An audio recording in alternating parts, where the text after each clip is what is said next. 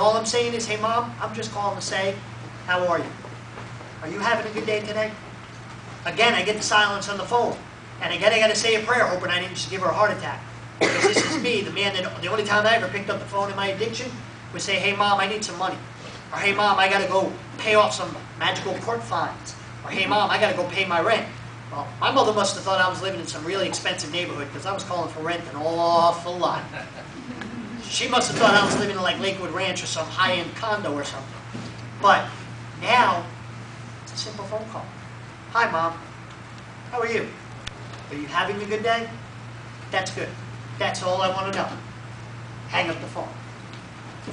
And that means a whole lot more to her than even if I called and she asked me how I was, because I don't want to tell her, because sometimes I'm having a bad day. But I don't want to upset her any more than I already did. Sometimes I think maybe she's got Parkinson's disease, and partially maybe it is my fault. Maybe all the stress I caused during the past couple of years finally took its toll. So when it came time to making amends, I had a whole lot of amends to be making. Because this is the lady that, you know, I don't know how much longer she's going to be here. But I'm going to, even though I'm a couple of 100 miles away from her, I'm going to make every day count. You see, because the steps told me that's what I needed to do. My brother, stubborn as a mule as I am, still accepted my apology. And now he's even one of my greatest attractions. I get to talk to my nephews on the phone. When I was in addiction, my brother wouldn't let me get anywhere near the phone. Because he didn't need his sons talking to a drug addict. I would do the same thing. I wouldn't let you talk to my kids either if you were a drug addict. But now, he's happy to put them on the phone. And they, Uncle Dominic, how are you? And we talk about basketball and they're skiing and swimming. And these kids do everything known to mankind. But it's great to be able to do that. Because the program allowed me to do that. The program allowed me to say, I'm sorry. And now, they hear it. They hear a change in the voice. They hear how happy I am. They hear the kick in my step even though they're not here. And why is the kick in my step? Because I'm doing what I'm told to do. I'm doing what my sponsor tells me to do. I do service work, okay? Fellowship. You want to talk about fellowship? Okay? There's a video, if anybody here is a sports fan, I don't know if anybody is, but during the NCAA basketball tournament, Jimmy Valvano coached the NC State basketball team to the NCAA tournament championship. Well, after they won, there's a video, when they do their little video montage of him running around the court like a chicken without a head, just because he was looking for somebody to hug. Well, guess what? In this fellowship, you ain't got to run around like a chicken without a head looking for a hug. Because there are going to be 30, 40 people over here that are going to be willing to give you a hug. That's why we don't do handshakes here. We do hugs. Because it's all about the fellowship. It's all about the phone list. That's why we say dial them, don't file them. Pick up the phone and call me any time of the night. I don't care. 2, 3 o'clock in the morning, 4 o'clock in the morning. Pick up the phone. Because I know if I need to talk to somebody, I'm picking it up. I'm sorry if I'm waking you up, and I'm sorry if maybe, you know, you didn't get much sleep or whatever, but if I need to talk to somebody, I'm doing what the program told me. I'm picking up the phone. So do it. Phone list works. Plenty of times I've had addicts help me. I may not have been ultra close to a relapse, but maybe the thought was there. But I used the fellowship. And then I got down on my hands and knees and did what the book told me to do. Prayed to my higher power. And said, listen, you are supposed to be the power that's going to restore me to sanity. Well, then do your work. Because I can't do this by myself. Whatever I was doing before I started getting with my higher power definitely wasn't working. Because even though I was in the program and I was working it, I was still a miserable person. Miserable as can be. Isolating, not talking to anybody, keeping to myself. Well, now, you all know, I love to talk. Sometimes you can't shut me up. See, I got a note. It says not too long, please, so somebody's trying to shut me up. But I love talking. And I love sharing when I come to meetings. Because why? Because that's what the fellowship tells me to do. The fellowship tells me that I want to be speaking at a meeting like this. The fellowship tells me that I've got 30 or 40 people out there that I can go to with any kind of problem I may be having, as stupid as it may sound, but I still know that I can talk to you guys. And I still hope that you guys aren't going to judge me. I remember sitting at this table right over here one night. I had set a boundary in a neighborhood and said, you know what, I am never going to cross that line right there. Because that line on the other side, that's the bad part of town. This is the good part of town. This is where I'm safe. That's where I'm not safe. I'm not good over there. Okay? One day riding my bike with a friend of mine, well, I crossed the boundary line. Didn't really think too much of it at the time. But as the day wore on, it got worse and worse. And I sat right at that chair over there and almost basically melted in a meeting. Because why? Because I wasn't ready to step over that boundary line. I hadn't done any of these steps yet. I don't even know if, I think I had my sponsor, but it had only been for maybe a week or two. So I wasn't ready to do that. But I thought, hey, look at me. I'm an addict, I'm 13 months clean, I got this. It's okay. I can cross the line. Until riding back, head on, straight into a pole riding my bike. I came to a meeting a couple of days later, cuts on my hands, told anybody wants to give me bike riding lessons, I'll take them. Because I ran into a pole, so obviously, I don't know how to ride a bike.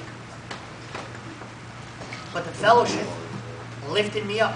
I had some girl who didn't know me from a hole in the wall, sitting there, rubbing the back of my neck and giving me words of encouragement the whole time that I was speaking, and I'm bawling like a baby.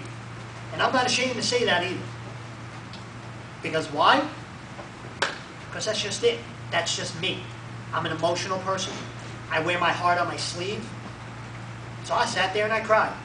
Because I wasn't ready to cross that boundary. It had a bigger and worse effect on me than I thought it would. Because I'm powerless. I don't got this. I don't got nothing. I got what the book tells me to do. I got what the program tells me to do, and I got what my sponsor tells me to do. I have two lovely people over here that support me and have gone way beyond the call of duty in giving love and support to somebody that's not even family. There's no blood here, but you know what? Sometimes family runs deeper than blood. Blood's thicker than water. Well, sometimes family's thicker than blood. And yes, sometimes I have to apologize to my sister because I infiltrated the family. I've kind of just, adopted them. And they just adopted me back. Sundays I look forward to seeing them. That's like the bright spot of my week, is I get to see Mama and Pops on Sunday. Just like the bright spot of my week is when I come here every night, because I get to see all of you. Because if no one has told you today, I will be the first to tell you that I love you. Each and every one of you. So if nobody's told you that today, well, now somebody just did. Okay? I love each and every one of you. All the guys that I live with in my house, I love them like family. Okay? My sponsor, I'd give my life for that man. Because he's had my back, and I'm not a very easy person to deal with. I'll tell you that right off the bat. I'm not. I'm a very difficult person to deal with. I have my character defects. And there's a long list of them, but they're getting a little shorter because I'm working on them as I get further into the book.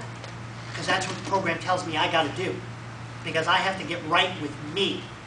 See, because this program, it's all about me. It's all about you. It's all about you. It's a selfish program. Because you got to worry about number one first. Yes, we can worry about each and everybody in this room, but if you're not worrying about yourself, you're going to get lost. Because for a little while, I stopped worrying about myself. Started worrying about other people and their problems when they call me on the phone, and this one's having a bad day, and this one wants to go relapse, and I want to go right now to Michiana, and I want to go get me something, and this, and then you know what? I start losing me because I'm more worried about saving you. And then the next thing you know, the thoughts are in my head. Well, now, where am I supposed to turn? So I turn to the fellowship, and I pick up the phone, and I call somebody, and I say, hey, listen, I have this thought in my head. How am I going to get it out of my head? You know what they tell you? Read the book. Read the book. Simple. I got both. I read them constantly. Like I said, I was telling you at the beginning of the meeting, I've been practicing this for a while, sitting out on my porch. Okay? This guy in my house probably thought I was going crazy. Probably thought I was nuts. Not that he probably doesn't think that normally, but he was probably out sitting out there talking and waving my hands. He probably thought I was crazy. I might be on drugs. No. I just wanted to make this something worth your listening to, worth you giving up a half hour, 45 minutes of your time to come here. And trust me, whether I told you this before, I'll tell you now, I appreciate each and every one of you for coming here tonight. I really do. You don't know how much it means to me. Words couldn't tell you. Okay? I could stand up here forever and try to tell you. Words wouldn't do it justice. But this program, it really works. It's a spiritual, not religious program called Narcotics Anonymous. Now, it's a spiritual, not religious, but yet the book tells me I got to get with my higher power. So I did it. We don't run around here talking a whole bunch of God stuff, but we still talk about our higher power. Whatever that may be to each and every one of you. Whatever it is, do what the book tells you. Get with your higher power. Turn on the GPS. Narcotics Anonymous gives you a roadmap. Follow it. There's going to be plenty of bumps in the road, though. Okay? You better buckle your seatbelt, because it's not going to be a smooth ride. It's going to be a hell of a bumpy ride. But you know what? Your higher power, fellowship, they're going to help you get past the bumps. They're going to help you get around the potholes. Trust me when I tell you that. Okay? I got the program. I'm still getting it today. I'm doing everything I'm supposed to. Okay? And the words that my sponsor said at the beginning of this meeting, they mean a hell of a lot. Because like I said, I got lucky. I picked a great sponsor. I did my research. So anybody out there looking for a sponsor, don't just pick anybody. I've heard too many war stories that this one doesn't work and this one didn't work. He doesn't answer his phone. He doesn't do this. No. See, then it's not working for you. Get another sponsor if you have one and it's not working for you. And if you don't have a sponsor, do the research. Observe. Open-mindedness. Keep an open mind to what's around you, to the people that are around you. When you see people that raise their hand and say they got a year clean, 18 months clean, 2 years clean, guess what? That's a potential sponsor staring you right in the face. Because you come to the meeting, keep an open mind and you listen. And I came and kept an open mind and I listened to the man. And I said, you know what? This man's got some knowledge. He's got some knowledge that I hope someday he's going to impart on me. Because you know what? When I worked in the program, I wanted to be just like him. I want to be as clean. I want some of the things that he has. A beautiful woman in his life. Great friends. Okay? He's got what I want. So I figured, okay, well, you know what? And that's going to be my sponsor. And I'm going to keep my fingers crossed. And I'm going to see how this works. Well, guess what? It's worked out for the best. So just do the knowledge. Do it. Just listen. Do the research. Trust me. You don't just pick. You got to make sure the person you're picking is worth it. Because that's the person that's going to get you through your rough times. That's the person that's going to lead you down that roadmap and past the pothole. Okay? The fellowship will do it for you too. But your sponsor is the one that if you called him at 4 o'clock in the morning, he's going to pick up the phone and he's going to talk with you for as long as you need to talk. Because that's what he's supposed to do, I guess. But not really. He's just doing it because you know what? If he's your sponsor and he loves you, that's what he's going to do. Ladies too. When you get a sponsor, just listen. Listen to some of the ladies that come in this meeting. Listen to some of them when they share. Go to other meetings. Listen to other people share. You know, they raise their hand, and they raise them for a reason. Because they say, hey, I got 18 months clean. Well, guess what? I'm a potential sponsor, whatever. There you go. It's right there in front of you. So, I mean, I can't say it anymore.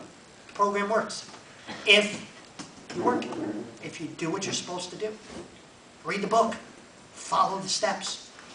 And remember one saying, and I mean, it may sound like a crazy saying, but we always end it with a circle. And why do we do that? Because we tell each other this is what we can do together. There ain't one of us out here that can do it alone. And if you do, come up and shake my hand because you're a better woman or a better man than I am. Because I can't do this alone. That's why I'm here 7 nights a week. That's why you guys are here. So now, I'm going to end this. And with this speech, Jimmy Valvano said 7 very, very powerful words at the end of his speech. Don't give up. Don't ever give up. Because you're worth it. Trust me when I say that. You are worth it. So, keep those words in your head. You're having a bad day and you think the world is coming to an end, just remember, don't give up. Don't ever give up. Thank you, everybody.